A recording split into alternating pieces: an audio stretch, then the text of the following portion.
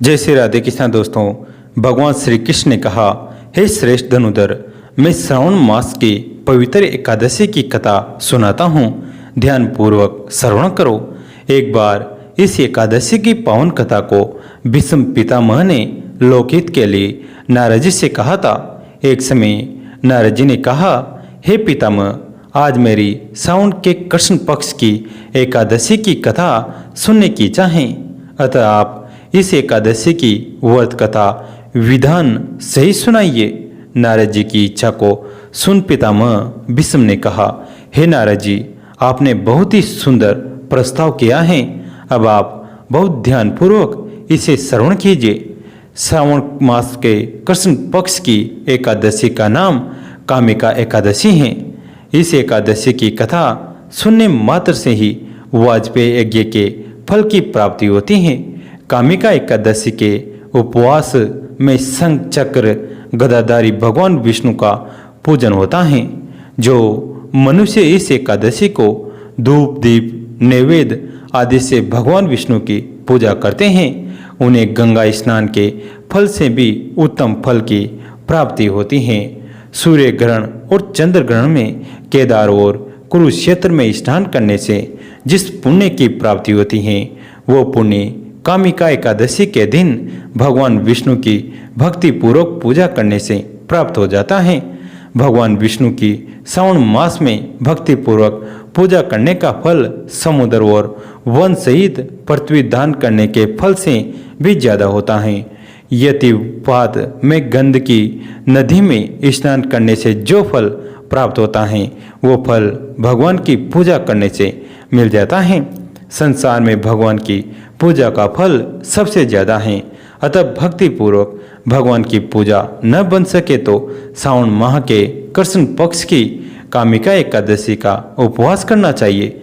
आभूषणों से युक्त बछड़ा सहित गोदान करने से जो फल प्राप्त होता है, वो फल कामिका एकादशी के उपवास से मिल जाता है।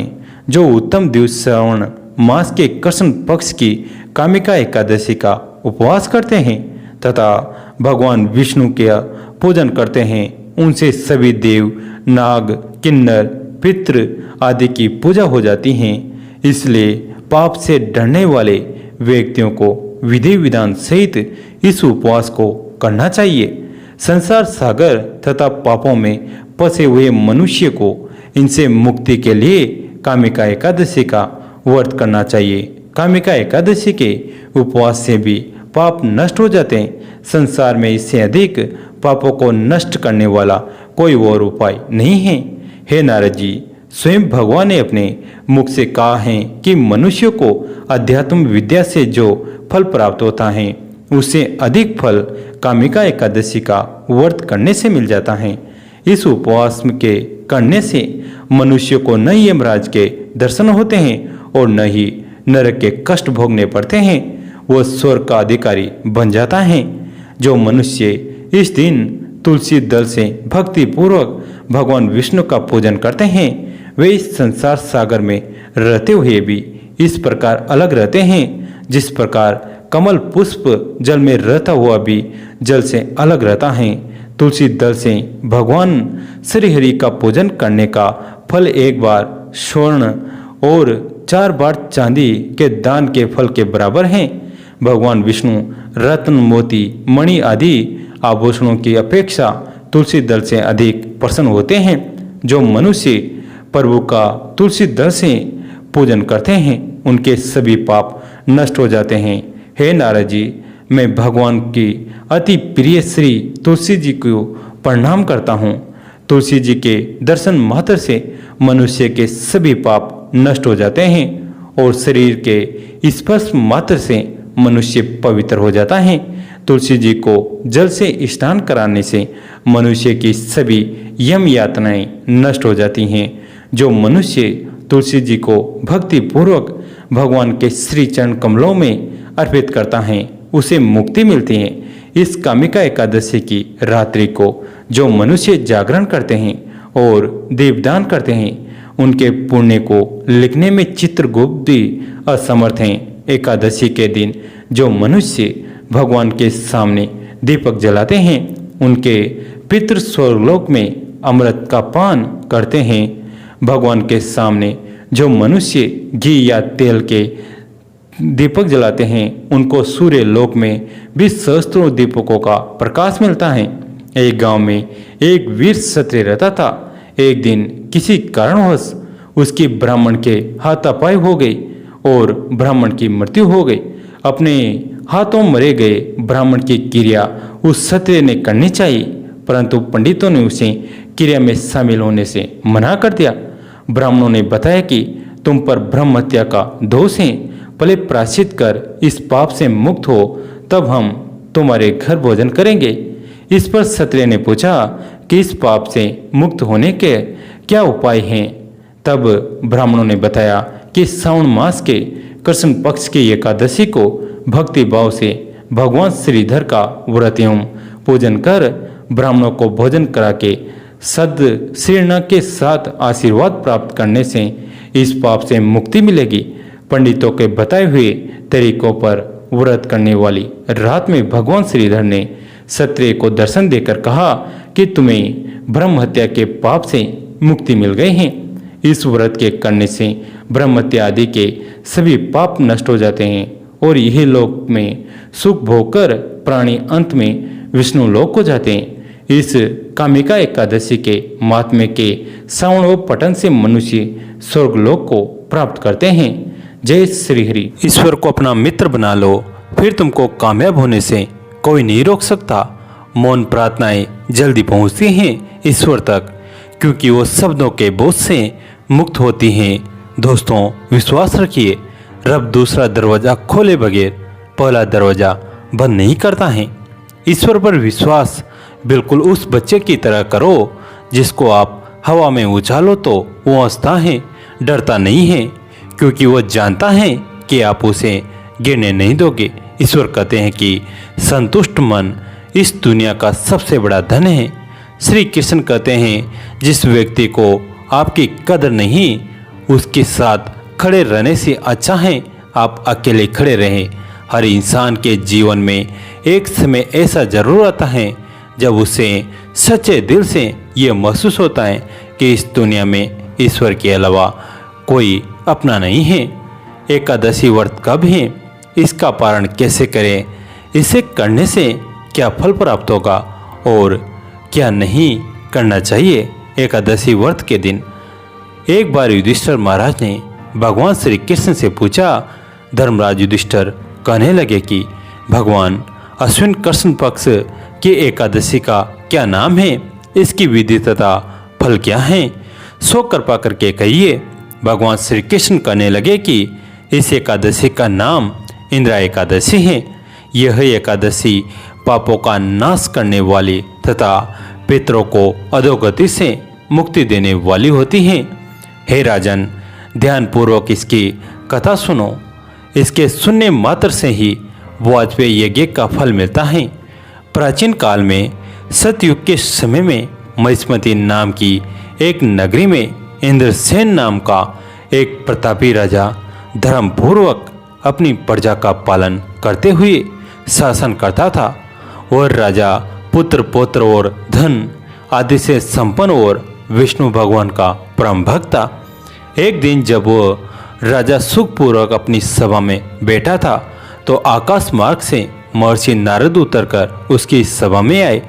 राजा उन्हें देखते ही हाथ जोड़कर खड़ा हो गया और विधि पूर्वक आसन व आग्रह दिया। नारद मुनि ने सुखपूर्वक बैठकर राजा से पूछा कि हे राजन, आपके सातों अंग कुशल पूर्वक तो हैं, तुम्हारी बुद्धि धर्म में और तुम्हारा मन विष्णु भक्ति में तो है रहता है। देवर्षि नारद की ऐसी बातें सुनकर राजा ने कहा, हे महर्षि, आपकी कृपा से मेरे राज्य में सब कुशल हैं तथा मेरे यहाँ यज्ञ कर्मादि सुकृत हो रहे हैं। आप कृपा करके अपने आगमन का कारण कहिए। तब ऋषि कहने लगे कि हे राजन, आप आश्रय देने वाले मेरे वचनों को सुनो। मैं एक समय ब्रह्मलोक से यमलोक गया।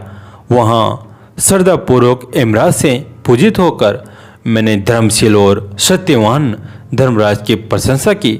उसी यमराज की सभा में महान ज्ञानी और धर्मात्मा तुम्हारे पिता को एकादशी का व्रत भंग होने के कारण देखा। उन्होंने संदेशा दिया, सो मैं तुम्हें कहता हूँ। उन्होंने कहा कि पूर्व जन्म में कोई विघ्न हो जाने के कारण मैं यमराज के निकट रह रहा हूँ। सो हे पुत्र, यदि तुम अश्विन कर्षण की इंद्र एकादशी का व्रत मेरे निमित्त करो तो मुझे स्वर्ग की प्राप्ति हो सकती है। इतना सुनकर राजा कहने लगा कि हे महर्षि, आप इस व्रत की विधि मुझसे कहिए। नारद जी कहने लगे, अश्विन मास की कृष्ण पक्ष की एक दशमी के दिन प्रातःकाल श्रद्धापूर्वक स्नान आदि से निवृत्त होकर पुनः दोपहर को नदी आदि में जाकर स्नान करें। फिर श्राद्ध पूर्वक पितरों का श्राद्ध करें और एक बार भोजन करें। प्रातः काल होने पर एकादशी के दिन दातुन आदि करके स्नान करें। फिर व्रत के नियमों को भक्ति पूर्वक ग्रहण करते हुए प्रतिज्ञा करें कि मैं आज संपूर्ण भोगों को त्याग कर निराहार एकादशी का व्रत करूंगा। हे अच्युत, हे पुंडरीकाक्ष, मैं आपकी शरण हूँ, आप मेरी रक्षा कीजिए। इस प्रकार नियम पूर्वक शालिग्राम की मूर्ति के आगे विधि पूर्वक श्राद्ध करके योग्य ब्राह्मणों को फलाहार का भोजन कराएं और दक्षिणा दें। पितरों के श्राद्ध से जो बच जाए उसको सोंकर गौ को दे तथा धूप दीप गंध पुष्प नैवेद्य आदि सब सामग्री से ऋषिकेश भगवान का पूजन करें। रात में भगवान के निकट जाकर जागरण करें। इसके पश्चात द्वादशी के दिन प्रातः काल होने पर भगवान का पूजन करके ब्राह्मणों को भोजन कराएं। भाई बंधुओं, स्त्री और पुत्र सहित आप सभी मौन होकर भोजन करें। नारद जी कहने लगे कि हे राजन, इस विधि से यदि तुम आलस्य रहित होकर इस एकादशी का व्रत करोगे तो तुम्हारे पिता अवश्य ही स्वर्गलोक को जाएंगे। इतना कहकर नारद जी अंतर्ध्यान हो गए। नारद जी के कथानुसार राजा द्वारा अपने बांधों तथा दासों सहित व्रत करने से आकाश से पुष्प वर्षा हुई और उस राजा का पिता गरुड़ पर चढ़कर विष्णु लोक को गया। राजा इंद्रसेन भी एकादशी के व्रत के प्रभाव से निष्कंटक राज्य करके अंत में अपने पुत्र को सिंहासन पर बैठाकर स्वर्गलोक को गया। हे युधिष्ठिर, ये इंदिरा एकादशी के व्रत का महात्म्य मैंने तुमसे कहा। इसके पढ़ने और सुनने से मनुष्य सब पापों से छूट जाते हैं और सब प्रकार के भोगों को भोग कर वैकुंठ को प्राप्त होते हैं। साल में 24 एकादशी होते हैं, लेकिन अश्विन मास की एकादशी महत्वपूर्ण होती हैं। पितृपक्ष में आने वाली इंदिरा एकादशी को श्राद्ध करने का भी विशेष महत्व होता है। ग्रंथों में कहा गया है कि श्राद्ध के दिनों में विष्णु पूजा करने से पितृ तृप्त हो जाते हैं। अश्विन मास के कृष्ण पक्ष की इंदिरा एकादशी 10 अक्टूबर 2023 को रखा जाएगा। इंदिरा एकादशी के दिन व्रत करने से मनुष्य को यमलोक की यातना का सामना नहीं करना पड़ता। इस दिन माघ श्राद्ध किया जाएगा। पंचांग के अनुसार अश्विन मास के कृष्ण पक्ष की एकादशी तिथि 9 अक्टूबर 2023 दिन सोमवार को दोपहर 12 बजे से 36 मिनट पर शुरू होती हैं और अगले दिन 10 अक्टूबर 2023 को दोपहर 3:08 पर इसका समापन होगा। विष्णु पूजा का समय सोमवार की सुबह 9:13 से दोपहर 12:08 तक है। पितृपक्ष की इंदिरा एकादशी व्रत का पालन 11 अक्टूबर 2023 को सुबह 6:19 से सुबह 8:39 तक किया जाएगा। इस दिन द्वादशी तिथि का समापन शाम 5:37 पर होगा। इंदिरा एकादशी पितृपक्ष में आती है, इसलिए इसका महत्व बढ़ जाता है। पद्म पुराण के अनुसार इस एकादशी का व्रत करने वाले व्यक्ति के 7 पीढ़ियों तक के पितृ तर जाते हैं। विधि पूर्वक पूजा करने से नाम पर दान कर दिया जाए तो उन्हें मोक्ष मिल जाता है और व्रत करने वाले को वैकुंठ प्राप्त होती हैं।